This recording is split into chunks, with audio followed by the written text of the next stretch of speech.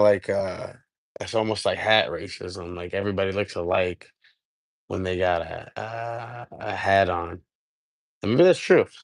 Look, I wanted to keep consistently posting, especially the lives. I feel like people appreciate the live nowadays. It's like something we don't get out of society anymore. Is that right there could fuck up at any moment, show us what you're really doing, right? And I wanted to kind of start incorporating the music more. I don't think I've been touching a lot on that. My plan was to kind of just do the countdown for the 111 days until the EP and the album dropped. But I'm kind of getting to a point where I don't want to keep shoving shorts down everyone's throat, and I feel like the lives kind of are an easier way to connect with people, and actually they pick up an audience much quicker than any consistent posting of shorts or videos can.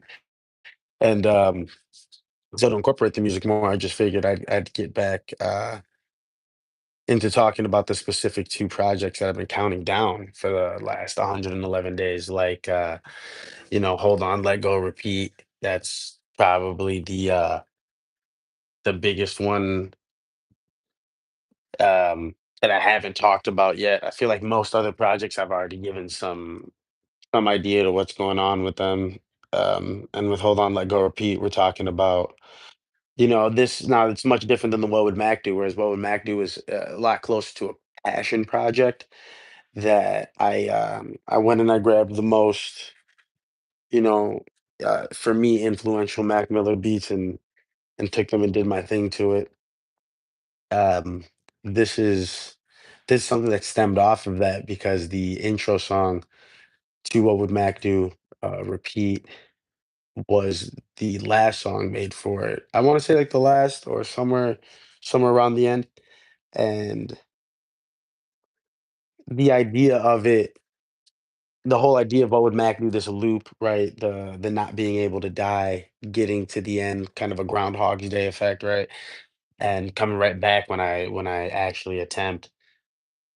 The repeat is kind of like a happier side of that. More I don't know, just more positive in general as compared to, the morbidness of what would Mac do. And with Hold On, Let Go, Repeat, I just felt this loop. Everything felt like a loop. And I think, like with spirituality, you got the karmic loops. And in general, to me, suffering is a loop, misery is a loop, but so is, success is a loop. It all comes back to that loop, right? And are you willing to do in some it's that wake up, hustle, go to bed, wake up, hustle, that loop. But for me, I had found this yeah, I guess the best way to put it is just like karmic loop I was stuck in where, I would hold on to these very painful things until I found the strength to let it go. And then I would just automatically repeat because although I was able to find strength in those situations, I didn't actually find like um well no, I did find strength. I did find answers, but I didn't find a way to implement them and integrate that. How am I? I'm good. Nothing to complain about. I could complain. I feel like it doesn't get me many places. So I most of the time I'm just gonna say good.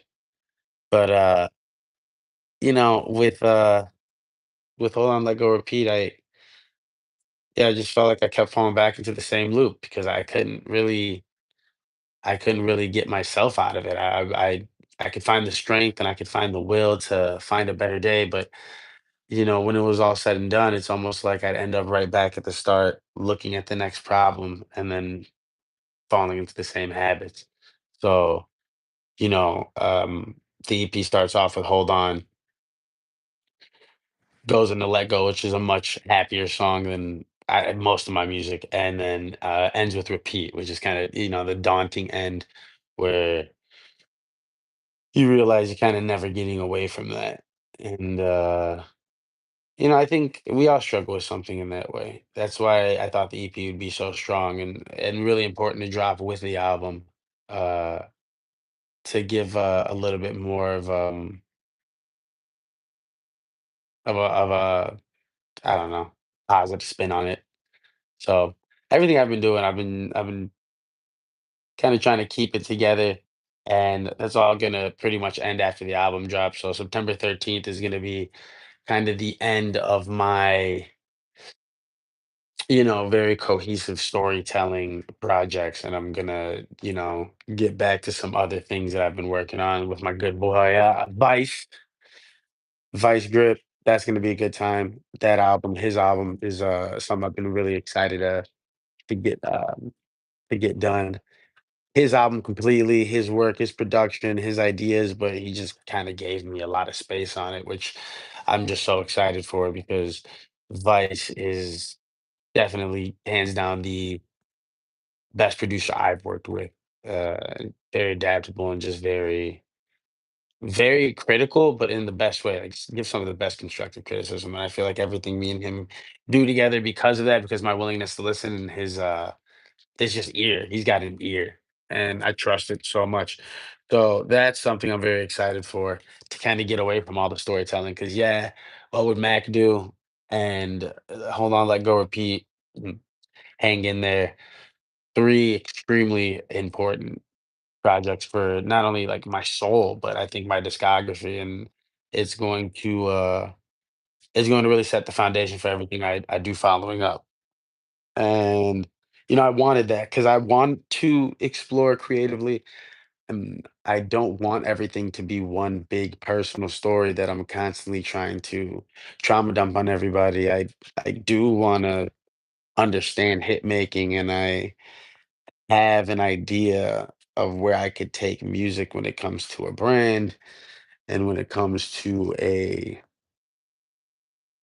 marketing sense. But I think I had to get that rough stuff out the way.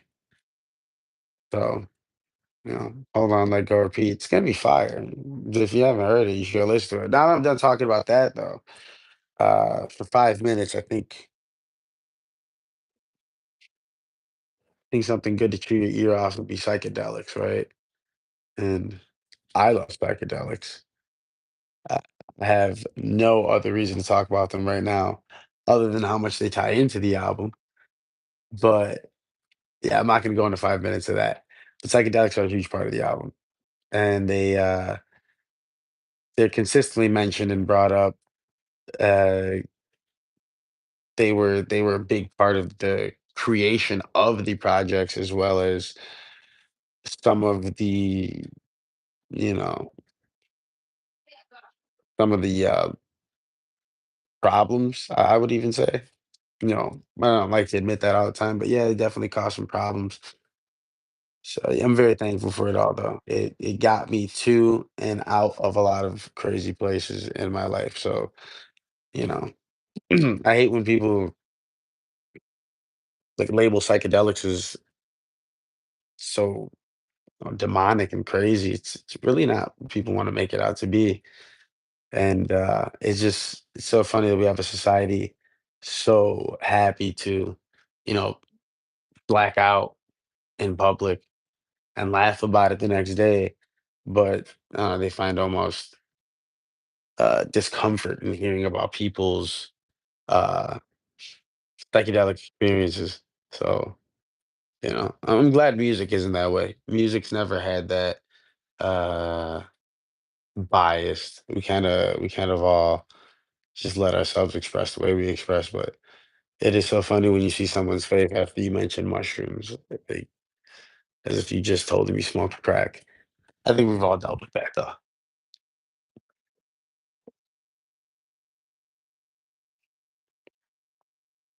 You know the Weezer? I love Weezer. I know the Weezer all day.